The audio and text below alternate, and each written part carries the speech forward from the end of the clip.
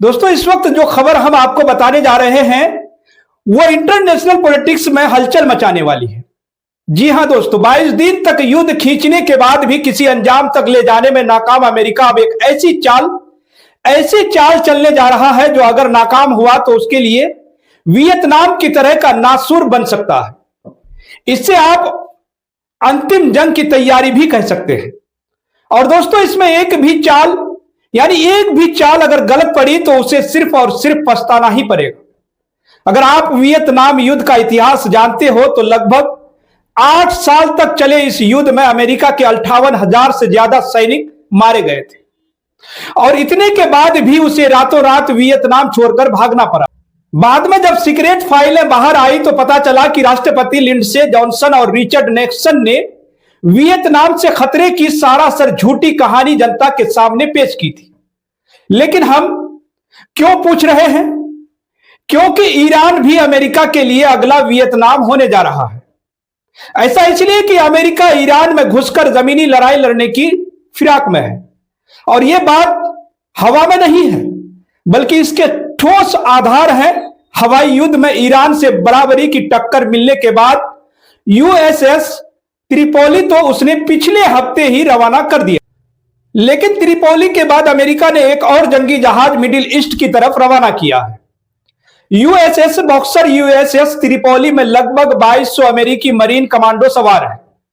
अब बताया यह जा रहा है कि इतनी बड़ी संख्या में सैनिकों को भेजने का मकसद ईरान के लिए रणनीतिक रूप से महत्वपूर्ण खराग आइलैंड पर कब्जा करना हो सकता है, जबकि यूएसएस बॉक्सर भी एक जंगी जहाज है और इसका मकसद भी ईरान के अंदर सैनिकों को उतारना हो सकता है।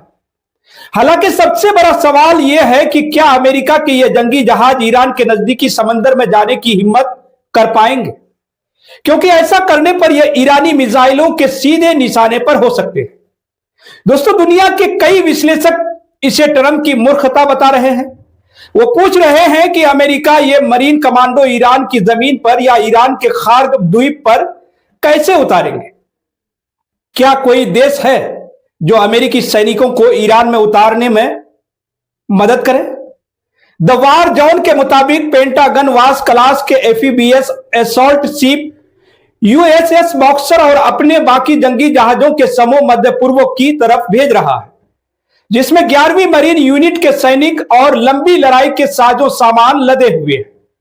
तो सवाल यह है कि क्या ईरान पर आखिरी हमले की तैयारी में है अमेरिका, और क्या उसने इसके अंजाम के बारे में अच्छी तरह से सोच लिया है, या फिर यह डोनाल्ड ट्रंप की एक और सनक का बहुत बड़ा नतीजा है? क्योंकि अमेरिका में इन दोनों जंगी जहाजों को उस वक्त रवाना किया जा रहा है जब ऐसी खबरें सामने आ रही है कि ट्रंप प्रशासन फारस की खाड़ी में स्थित ईरान के बेहद रणनीतिक महत्व वाले खाग द्वीप पर कब्जा करने या उसकी घेराबंदी करने पर गंभीरता से विचार कर रहा है। अब दोस्तों आपको बता दें कि बॉक्सर एफीबीएस रेडी ग्रुप में 2 और एफीबीएस युद्धपोत शामिल है। सैन्य एंटोनियो क्लास का यूएसएस पोर्टलैंड और विडवे आइलैंड क्लास का यूएसएस कॉमस्टॉक इनके साथ भेजे गए। 11वें मरीन यूनिट में कुल मिलाकर लगभग 2500 सैनिक हैं और इसमें भी हवाई और जमीनी दोनों तरह के दस्ते शामिल हैं।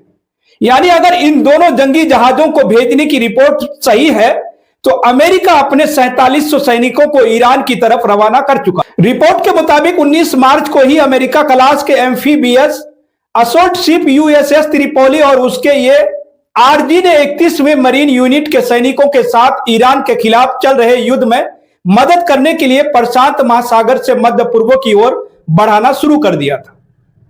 दोस्तों एक्सियोस ने अमेरिकी अधिकारियों के हवाले से बताया है कि ट्रंप प्रशासन ईरान के खार्ग द्वीप के चारों ओर नाकेबंदी करने की तैयारी कर रहा है। अब आपको बता दें कि खार्ग वो टापू है जहां से ईरान अपने तेल का ज्यादातर यानी लगभग 80% हिस्सा निर्यात करता है। अमेरिका के ऐसा करने का मुख्य मकसद ईरान की सरकार को होर्मुज जलडमरू मध्य को यातायात के लिए खोलने के लिए मजबूर करना हो सकता है। अब आपको यह भी बता दें कि अमेरिकी सेना ने पिछले हफ्ते ही खार्ग द्वीप पर हमला किया था, लेकिन उसने ईरान के एनर्जी इंफ्रास्ट्रक्चर पर हमला नहीं किया था। अब सवाल यह है कि खार्ग द्वीप पर अमेरिकी सैनिक पहुंचेंगे कैसे? तो दोस्तों सार्वजनिक रूप से उपलब्ध फ्लाइट ट्रैकिंग डाटा से पता चलता है कि यूएस नेवी उत्तरी फारस की खाड़ी में अपनी गश्त के हिस्से के तौर पर खार्ग द्वीप के निगरानी के लिए MQ-4C ट्राइट्रॉन इंटेलिजेंस सर्विलेंस और टोही ड्रोन का इस्तेमाल कर रही है, लेकिन इस निगरानी से मामला हल नहीं होता। अब दोस्तों, खार्ग द्वीप पर सैनिक कैसे जाएंगे, यह सबसे बड़ा सवाल है। अमेरिका के लिए यह बहुत ज्यादा जोखिम भरा कदम हो सकता है। आपको बता दें कि खार्ग द्वीप ईरान की मुख्य भूमि से सिर्फ 20 मील की दूरी पर है, जिससे वहां मौजूद अमेरिकी सेना पर ईरानी हमलों की आशंका सबसे ज्यादा है। गोरिल्ला युद्ध का खतरा अलग से है। IRGC के लड़ाके गोरिल्ला युद्ध में माहिर माने जाते हैं और अमेरिकी सैनिकों के लिए यह बिल्कुल वियतनाम जैसे हालात हो सकते हैं, जहां मुट्ठी भर सैनिकों ने अमेरिकी सेना में तबाही मचा दी थी। अमेरिका को वियतनाम से 50,000 से ज्यादा सैनिकों के मारे जाने के बावजूद शर्मनाक हार के बाद मुंह छिपाकर चोर की तरह भागना पड़ा था। उस हार की याद में बिल्कुल व्हाइट हाउस के सामने एक वियतनाम वार मेमोरियल बनाया गया है वाशिंगटन में, लेकिन लगता है कि ट्रंप ने इससे कुछ नहीं सीखा। और दोस्तों, सैनिकों को उतार कर ईरान की घेराबंदी करने की बात तो छोड़िए, होर्मुज जलडमरू मध्य से होते हुए खाड़ी तक हमलावर जहाजों को पहुंचानी ही सबसे बड़ी चुनौती होगी। अब इन जहाजों को रास्ते में और खासकर खाड़ी के अंदर पहुंचने के बाद ईरान भीषण हमलों में निशाना बना सकता और 3800 किलोमीटर दूर डीगो मार्सिया बेस पर हमले के बाद ईरान की मिसाइल ताकत को अब अमेरिका कमतर आंकने की भूल तो नहीं करेगा। कम समय के लिए इस द्वीप की नौसैनिक घेराबंदी करना शायद ज्यादा आसान रास्ता हो सकता है, लेकिन इसमें भी अमेरिकी सैनिकों की जान का नुकसान बहुत ज्यादा होगा। अब सवाल है कि क्या ट्रंप इसके लिए तैयार है, क्योंकि ईरान इन जहाजों पर लंबी दूरी तक मार करने वाली बैलिस्टिक मिसाइलों के साथ साथ ड्रोन और बिना चालक वाले समुद्री जहाजों से भी हमला कर सकता है। इसका इस्तेमाल वो एक अमेरिकी कारोबारी जहाज पर इराक में हमला करने में कर चुका है। उसे रोकने में यूएस नेवी नाकाम रही थी। तो कहने का मतलब बिल्कुल साफ है कि डोनाल्ड ट्रंप इस वक्त एक खतरनाक खेल खेलने जा रहे हैं। युद्ध नीति को समझने वाला साधारण शख्स भी इस बात को जानता है कि ईरानी जमीन पर सैनिकों को उतारने का मतलब होगा विश्व युद्ध की भूमि का। गौर करने वाली बात यह है कि ईरान के उत्तरी तट से रूस के दक्षिणी तट की दूरी मुश्किल से 700 किलोमीटर की है। अब कैस्पियन सागर के इस पार ईरान है और उस पार रूस है। रूस अमेरिकी सेना की इतनी नजदीकी मौजूदगी पर कोई प्रतिक्रिया नहीं देगा। इसे स्वीकार करना बड़ा मुश्किल है। अब ऐसे में त्रिपोली और बक्सर का मध्य पूर्व की तरफ बढ़ना इस युद्ध की जटिलताओं को और बढ़ा देगा। अब दोस्तों, 45,000 मरीन कमांडो अगर ईरान के पास भेजे जा रहे हैं तो मामला केवल ईरान बनाम अमेरिका का नहीं रहेगा। इसका मतलब है कि इसका क्षेत्रीय टकराव में तब्दील होना बिल्कुल तय है और अगर यहां से आगे बढ़ा तो वैश्विक टकराव में भी बदलाव देखा जा सकता है।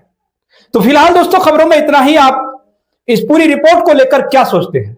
दोस्तों, आपकी जो भी राय हो, आप अपनी राय हमारे कमेंट सेक्शन में जरूर लिखिएगा। और हाँ दोस्तों, अगर आपने अभी तक केनी न्यूज को सब्सक्राइब नहीं किए हैं तो सब्सक्राइब जरूर कर लें और साथ ही बेल आइकन को भी दबाना बिल्कुल भी ना भूलें।